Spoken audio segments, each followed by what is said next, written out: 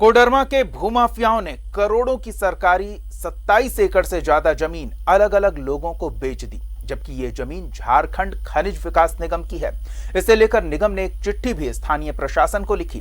मांग थी जमीन को अतिक्रमण मुक्त किए जाने की, पर ऐसा कुछ हुआ नहीं। देखिए क्या स्थिति है। कोडरमा में भूमाफियाओं का खेल, सरकारी जमीन की अवैध खरीद बिक्री, कोडरमा अंचल के गुमो मौजा का मामला। वन क्षतिपूर्ति को लेकर जेएसएमडीसी ने गुमो मौजा में खरीदी थी 76.70 एकड़ जमीन। इसमें से 49 एकड़ जमीन तो वन विभाग को ट्रांसफर हो गई, बच गई 27.70 एकड़ जमीन झारखंड राज्य खनिज विकास निगम के पास। जमीन को फर्जी हुक्मनामा और बंदोबस्ती के आधार पर बेचा गया। जमीन पर बन चुके हैं कई मकान भी, जमीन पर कई चार दीवारी का भी हो चुका है निर्माण। जमीन के अतिक्रमण मुक्ति को लेकर विभाग ने पत्र भी भेजा था, लेकिन अब तक इस जमीन को अतिक्रमण मुक्त करने का नहीं शुरू हुआ काम। इस जमीन को देखिए, ये जमीन राज्य खनिज विकास निगम की है, पर इस जमीन को भूमाफियाओं ने बेच दिया। एक नहीं, कई लोगों को बेचा, और तो और अंचल स्तर पर दाखिला खारिज कर राजस्व रसीद भी निर्गत हो गया। कैसे हुआ ये वो तो सीओ साहब बता सकते हैं। खैर, वो इस पर तो कुछ नहीं, पर ये जरूर कहते हैं कि अतिक्रमण हटाया जाएगा। वहीं उपायुक्त भी कहते हैं कि कार्रवाई तो होगी और जरूर होगी, पर हमारा सवाल है कि आखिर कब होगी हुजूर। परियोजना पदाधिकारी है, उनके द्वारा अगस्त एंड में हम लोगों को एक चिट्ठी प्राप्त हुआ है, और उस चिट्ठी में ये कहा गया था कि जेएसएमडीसी की जो जमीन है उसकी खरीद बिक्री हो रही है। तो उस चिट्ठी प्राप्त होने के उपरांत हम लोगों ने 3 तारीख को अपर समाहर्ता की अध्यक्षता में एक त्रिसदस्यीय कमेटी गठित की थी, जिसमें अपर समाहर्ता, अनुमंडल पदाधिकारी और एग्जीक्यूटिव मजिस्ट्रेट है। और उस चिट्ठी में हमने ये क्लियर डायरेक्शन दिया हुआ था कि इस मामले की जांच करके यदि इसमें कोई भी पदाधिकारी कर्मी की संलिप्तता हो तो उनके संदर्भ में स्पष्ट प्रतिवेदन मंतव्य के साथ उपस्थित करें। साथ ही ये इस जमीन की रक्षा के लिए जो भी आवश्यक कदम है उठाए, और वहाँ पे अगर किसी ने एनक्रोचमेंट किया है या सेल खरीद बिक्री हुआ है तो उस पर कानूनी कार्रवाई करना सुनिश्चित। एकाएक एक का देना कि अंचल कार्यालय से इस तरह का हुआ या उसमें संलिप्तता उनकी पाई गई है, वैसे कुछ नहीं है। हम लोग फिर भी उसको जांच रहे हैं। आज हम और नगर परिषद झुली तिलैया के कार्यपालक पदाधिकारी जो सामने है, हम लोग दोनों ने संयुक्त रूप से उसको जा करके वेरीफाई किया है। और कुछ वैसे अगर हम लोग जो देखे हैं कि कुछ अगर वहाँ अगर निर्माण कार्य है तो हम लोग उसको नाम चिन्हित करते हुए नोटिस कर रहे हैं, और जो भी उसमें अगर दोषी पाए जाएंगे तो उसको हम लोग विधि सम्मत कार्रवाई करेंगे। अब जो लोग यहाँ रह रहे हैं वो कह रहे हैं कि जमीन तो उनके पूर्वजों की है। अगर जमीन निगम की है तो अंचल कार्यालय ने किस आधार पर दाखिला खारिज किया? ये जमीन अगर सरकारी था तो हम लोगों का इस जमीन का मोटेशन कैसे हुआ? और यही कोडरमा डिस्ट्रिक्ट से ही मोटेशन हुआ है, और हम लोग 40-50 साल से यहाँ रह रहे हैं।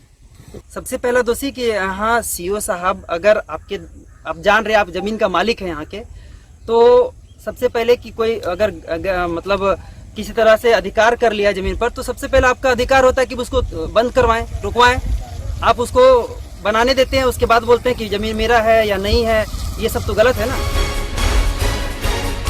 ये जो 0.001% कीटाणु बच गए, ये सिस्टम के कीटाणु हैं, जिन्हें डेटॉल भी नहीं मार पाता।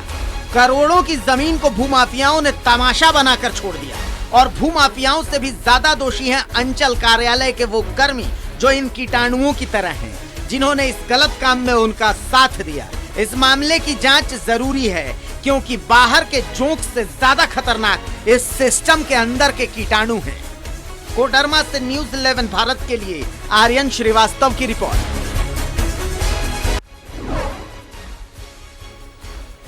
कोडरमा में भूमाफियाओं का खेल खुलेआम देखने को मिल रहा है। सरकारी जमीन की खरीद बिक्री कर दे रहे हैं। हमारे सहयोगी आर्यन और अधिक जानकारी के साथ जुड़ रहे हैं। आर्यन, ये क्या गड़बड़ झाला चल रहा है कोडरमा में? सरकारी जमीन न सिर्फ बेच दी जा रही है, बल्कि सरकारी पूरी प्रक्रिया निपटा दी जा रही है, और इसकी भनक तक विभागीय अधिकारियों को तब लगती है जब कोई शिकायत दर्ज होती है।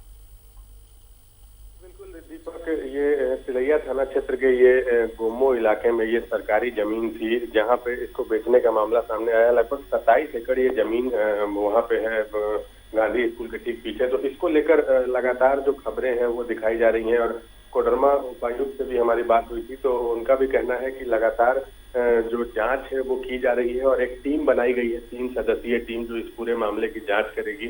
फिलहाल वहां पे कई स्कूल बन गए हैं, कई प्लॉटों पे बाउंड्री की जा रही है, 4 दीवारी दी जा रही है, लेकिन जो उपायुक्त हैं रमेश गोलक, उनका कहना है कि लगातार जो बातें जो अब तक जो सामने आई है उस पर एक टीम गठित की गई है और पूरे घटना की जांच की जा रही है। उस घटना में जो भी दोषी पाए जाएंगे उनके ऊपर कोई उचित कार्रवाई की जाएगी। जी आर्यन, लेकिन जो विभागीय प्रक्रिया होती है जमीन खरीद बिक्री की, उसके म्यूटेशन की, उसमें नीचे से लेकर ऊपर तक के अधिकारियों के संज्ञान में ये बात आना ही है, और ऐसा है कि किसी भी अधिकारी को इस गड़बड़ी का पता नहीं चला, ये तो विश्वास करना मुश्किल है। जी बिल्कुल, ये अपने आप में एक सवाल है कि आखिर जब इस तरीके से म्यूटेशन हो रहा था या जब उस जमीन की रजिस्ट्री हो रही थी या फिर वो जमीन अगर किसी को बेचा जा रहा था तो उस समय इस बात पर क्यों नहीं ध्यान दिया गया, तो ये अपने आप में एक सवाल है। लेकिन जो उपायुक्त हैं कोडरमा के, उनका कहना है कि इस पे पूरी जांच की जा रही है और एक टीम गठित की गई है और उच्च स्तरीय इस मामले में पूरी तरह से जांच की जाएगी और जो भी लोग दोषी होंगे उन्हें बख्शा नहीं जाएगा। फिलहाल जो लोग वहां पे हैं, वहां पे लगातार जो कोडरमा सीओ है वो भी जांच के लिए गए हैं, अभी पिछले 2 दिनों में उस इलाके में जांच के लिए पहुंचे थे। तो इनका उपायुक्त का कहना है कि इसमें जो भी दोषी होंगे उनके ऊपर उचित कार्रवाई की जाएगी, क्योंकि सरकारी जमीन पे कई मकान वहां बन चुके हैं, स्कूल बन चुके हैं, तो इसको लेकर जो कार्रवाई है वो तेज की गई है। जी गुमो सीओ अशोक राम हमारे साथ जुड़े हुए हैं। आर्यन, आप बने रहे हमारे साथ, अशोक जी से थोड़ी जानकारी लेते हैं इस मामले में। अशोक जी, स्वागत है आपका न्यूज़ 11 भारत पर।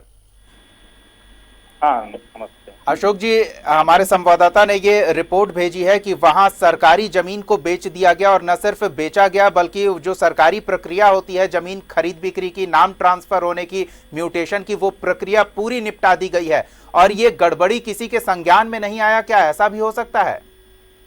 ऐसी कोई बात नहीं है। ऐसे भी पहले जब न्यूज छपा था तो हम लोग भी जब पहले बार देखे या सुने तो हम लोग को भी लगा कि आखिर ये हो क्या रहा है जी। बिना किसी कॉम्पिटेंट अथॉरिटी से इसकी जानकारी लिए बिना न्यूज 11 के द्वारा ये न्यूज चलाया जा रहा था जी। तो हम लोग जो आपके यहाँ तिलैया में है आर्यन जी, उनसे जानकारी भी लिया तो बोले कि सर हम लोग के द्वारा दिया नहीं गया था, डायरेक्ट वहाँ रांची से ये को रिपोर्ट के आधार पर वहाँ फ्लैश किया जा रहा था जी।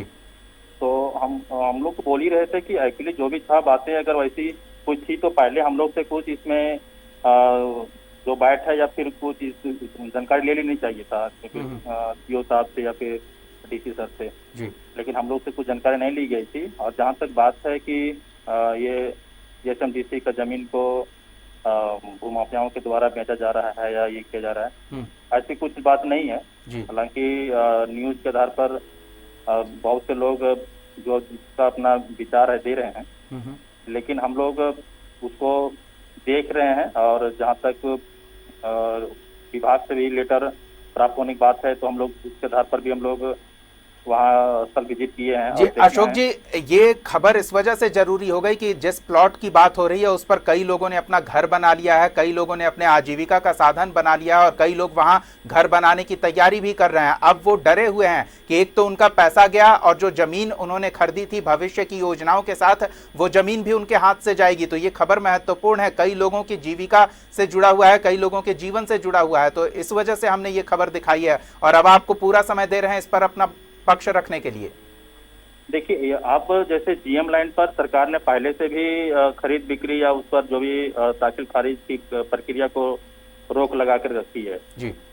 लेकिन कुछ ऐसे लोग भी हैं जो लोगों को इन बातों को संज्ञान में दे करके उन्हें गलत तरीके से, जैसे एक सिंपल सा एग्रीमेंट करा करके जमीन को एक दूसरे को हस्तांतरण किया जाता है। यहाँ दोनों तरफ से, चूंकि लेने वाला और जो इस तरह करते हैं उनको दोनों दोषी है। चूंकि लेने वाला भी तो सोचना चाहिए कि एक एग्रीमेंट पर हम इतना पैसा मैं क्यों लगाऊं जी, क्योंकि वे जीएम लैंड है और उसका किस्म जंगल है, तो यह किसी भी परिस्थिति में ये जमीन खरीद बिक्री नहीं की जा सकती है जी। अब ऐसी स्थिति में लोग एक सिंपल सा नोटरी में एफिडेविट एग्रीमेंट करा करके ले रहे हैं, तो जो इसमें संलग्न है वो तो दोषी हैं ही, लेकिन जो लेते हैं उनको भी एक बार अंचल से मूव करके देख लेना चाहिए, जी, जानकारी अशोक लेनी जी, चाहिए, आप ये जमीन जो सही है बता रहे हैं क्या वो है। एक आदर्श स्थिति है। झारखंड में इस तरह के फर्जीवाड़े लंबे समय से होते रहे हैं, तो लोगों को सचेत होना चाहिए, आप ये कह रहे हैं और ये सही बात भी है। लेकिन ये सिर्फ डॉक्यूमेंटेशन की बात नहीं है, जो सरकारी प्रक्रिया होती है नाम बदलने की, म्यूटेशन की प्रक्रिया, वो तो फर्जीवाड़ा कैसे हो गया, इस पर भी तो सवाल उठेगा। देखिए, ये म्यूटेशन की जहाँ तक बात है, ऐसे कुछ नहीं है। और जब से जहाँ तक मैं यहाँ हूँ, तब से तो ऐसी तो कोई बात ही नहीं है। हालांकि ये बहुत पहले से जीएम लाइन पर खरीद बिक्री या म्यूटेशन रुका हुआ है जी। अब लेकिन बिना जांचे लोग बोल रहे हैं कि खरीद बिक्री या म्यूटेशन हुआ है, तो इसको एक बार देख लेना चाहिए था। मैं भी अपने स्तर से इसको देख रहा हूँ और इसको ऐसे जल्दबाजी करना ठीक नहीं रहेगा। बिल्कुल, कोई जल्दबाजी नहीं की जा रही है, लेकिन लोगों को परेशान ना होना पड़े, हम इस वजह से चाह रहे थे कि आप स्थिति उनके लिए स्पष्ट कर दें कि अगर म्यूटेशन की प्रक्रिया हो गई है तो क्या ये जमीन उनके नाम पर है, अब उनकी हो गई है। कुछ लोग तो ये भी कह रहे हैं कि हम 40-50 साल से यहीं रह रहे हैं। नहीं, ऐसी कुछ बात नहीं है। अगर देखिए, गलत तरीके से अगर किन्हीं को जमाबंदी होती है तो इसकी प्रक्रिया है कि सरकार का जो बिहार भूमि सुधार अधिनियम है 1950 का जो 4H के जो धारा है, उसके तहत हम लोग संदेहात्मक जमाबंदी मानते हुए उसको रद्द करने का अनुशंसा करते हुए उपायुक्त स्तर से राजस्व विभाग को जाता है, वहां से संपुष्टि के बाद वो रद्द भी हो सकता है। तो ऐसा नहीं कि कोई गलत तरीके से जमीन को प्राप्त कर लिया है और फिर वो कहेंगे कि मैं इतने वर्षों से हूँ या फिर मेरा इतना वर्षों से जमाबंदी कायम है, तो सही ही है। अगर गलत तरीके से प्राप्त किए तो गलत ही है, आज न कल फिर वो रद्द भी हो सकता है। अशोक जी, एक और छोटी सी बात है, शायद मेरी जानकारी इस विषय पर पर्याप्त नहीं है, चाहेंगे आप स्पष्ट कर दें कि क्या बिना किसी सरकारी आधारी के ओके किए किसी जमीन का नाम हस्तांतरित किया जा सकता है, जो म्यूटेशन कहा जाता है, वो संभव है? एकदम नहीं संभव है, क्योंकि बिना कॉम्पिटेंट अथॉरिटी के दाखिल खारिज, जिसको म्यूटेशन भी कहते हैं जी, नहीं किया सकता है। क्योंकि अगर आप ये सिंपल सा एक नोटरी से एफिडेविट करा लेते हैं या एग्रीमेंट करा लेते हैं तो उसको चल आधार नहीं मानता है। तो अगर म्यूटेशन हुआ है तो कहीं ना कहीं संबंधित अधिकारी जो उस वक्त इस पद की जिम्मेदारी संभाल रहे थे, उनकी गड़बड़ी भी हो सकती है।